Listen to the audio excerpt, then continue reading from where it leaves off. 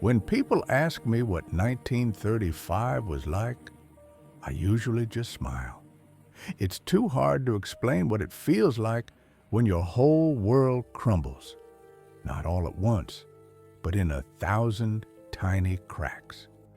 But if I'm going to tell it, I have to start with the morning that changed everything. I was 13, and I woke up to the sound I feared more than anything, my dad's cough. He coughed like his chest was full of rocks, every breath a battle. I lay on the old mattress, listening as his cough drowned out the rain hitting the roof. The house was soaked, but the roof held. Dad did not. Mom said we needed work, any work, something. But the town had been wrung dry. Factories were closed. The coal mine stood like a huge gravestone on the outskirts. Everyone knew there'd be no work there. We were living on supplies we didn't have, on hope we had to invent every single day. Then my dad said something I still hear as clearly as if he said it yesterday. We're leaving. Today. Where? I asked. Somewhere there's still a future. It was a strange thing to say. A future, like a place you could actually find on a map. We packed up 2 bags, a blanket, Dad's tools, and an old pot. Mom took the family photo. I grabbed a little wooden toy car Dad had carved when I was 5, smooth, polished by hands and time. We hit the road, leaving our house behind like an empty snail shell. Without us, it looked even more dead. The first days on the road, I barely remember. We walked through the rain, slept under trees, ate what we could trade for, sometime nothing. The road was like a river of people, hundreds, thousands, families, lone men, women with kids, teenagers like me who grew up too fast. Everyone walking with hope and fear, the two feelings keeping us upright. At night, by the fires, people told stories, sometimes scary, sometimes funny. Mostly, though, stories that made your chest tighten. One man had lost his farm, another his wife, a third himself. I listened and thought, if they lost everything, why are they still going? I understood the answer much later. One night, when the wind was so cold, it felt like it cut through skin. A stranger came up to our fire, tall, thin, with eyes that had seen too much, but there was something strange in them, light, determination, madness, sometimes all three. Mind if I sit? He asked. Dad nodded. He held his scarred hands out to the fire and said what no one else dared to say. I know what you're looking for. And what's that? Mom asked. A place where you can survive, not just with your body, but with your heart. It sounded like a prophecy. We learned his name was Hank. He was traveling alone, lost his family, didn't say how, only added, I've blamed myself too long to talk about it now. He was strange, but kind, quiet, but sharp-eyed, and he knew the way, not just directions.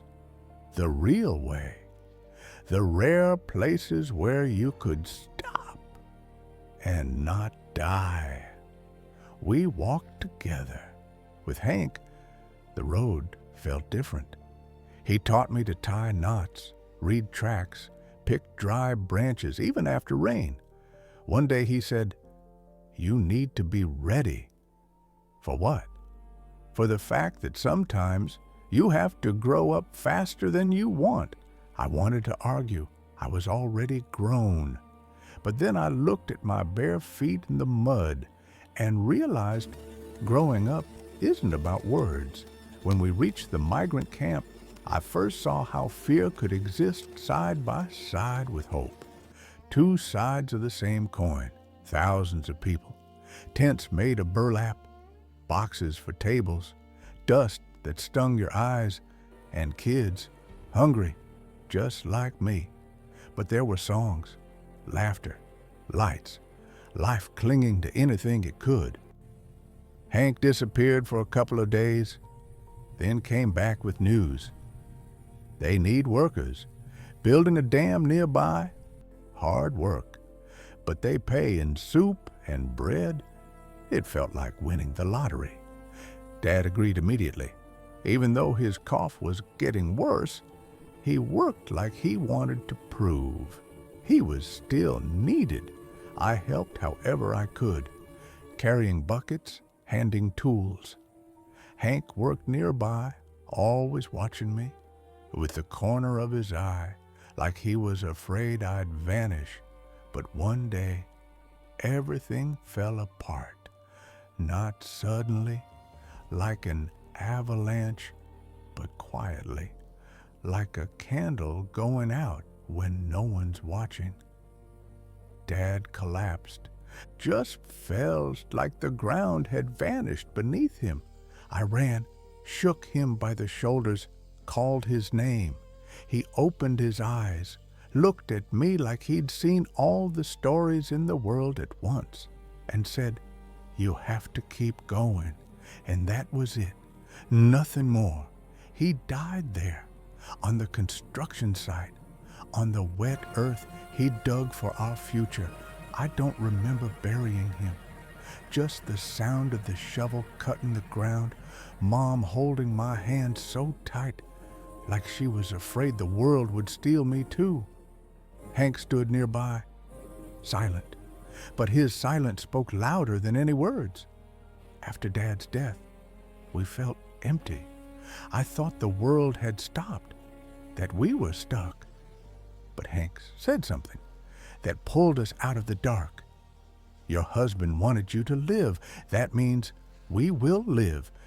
He said we, and in that moment, he became part of our family, not by blood, but by pain.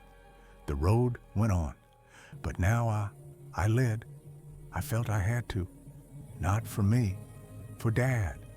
We worked wherever we could, drank water from rivers, gathered scraps of food from fields, slept under bridges, all the while. I listened to the voices of people who had lost, too. Sometimes I thought the Great Depression wasn't just an economic crisis.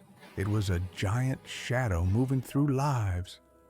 6 months later, we found what Hank called an oasis, a small town where the WPA was hiring, building a road, another road, but this time, a road to life.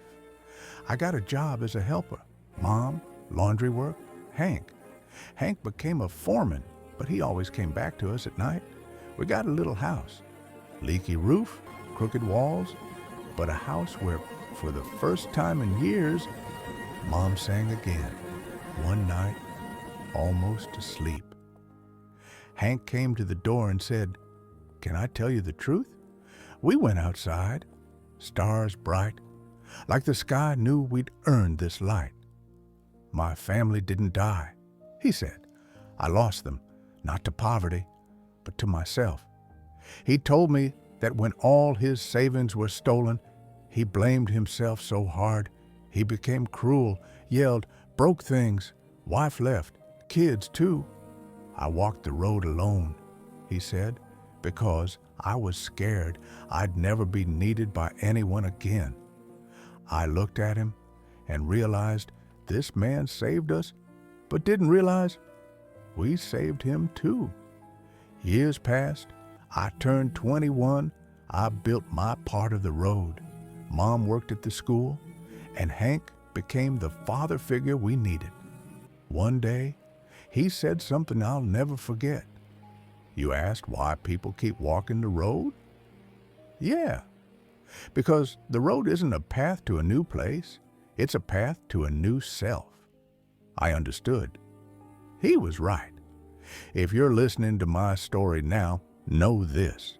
The Great Depression took everything from millions, but it gave one thing: the strength to hold on to those walking beside you. And if you have even one person still by your side, you're no longer on the road. You're home. If you've made it this far, remember this: even in the darkest times, people walking beside you make all the difference. One hand, one smile, one person who cares. That's enough to keep going. The Great Depression took a lot, but it couldn't take hope. Hold on to those beside you. That's already home.